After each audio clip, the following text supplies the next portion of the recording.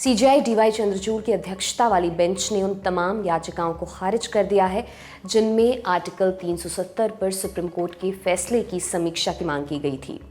CJI Chandrachud की अध्यक्षता वाली बेंच ने कहा कि 11 दिसंबर 2023 को सुप्रीम कोर्ट के दिए गए फैसले में कोई गलती नहीं थी।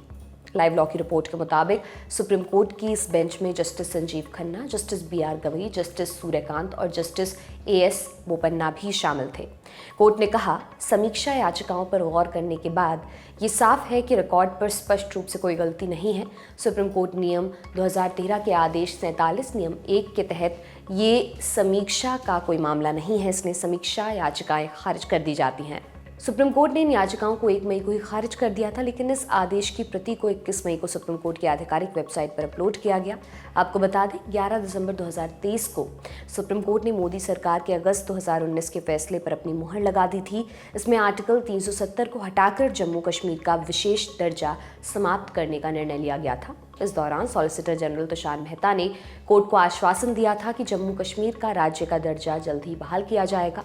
कोर्ट ने जम्मू कश्मीर पुनर्गठन अधिनियम की संवैधानिकता पर फैसला देने से परहेज किया था और जम्मू कश्मीर में विधानसभा का चुनाव कराने के लिए 30 सितंबर 2024 तक की समय सीमा तय की गई।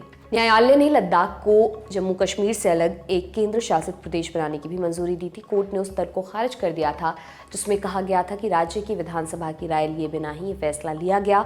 कोर्ट ने कहा कि संसद के पास अधिकार है कि वो विधानसभा की राय लिए बगैर किसी राज्य को केंद्र शासित प्रदेश बना सकता है।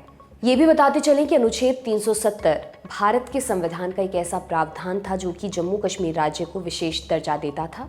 5 अगस्त 2019 को भारत के राष्ट्रपति ने एक आदेश जारी किया।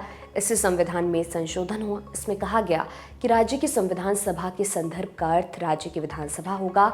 इसमें यह भी कहा गया कि राज्य की सरकार राज्य के राज्यपाल के समकक्ष होगी।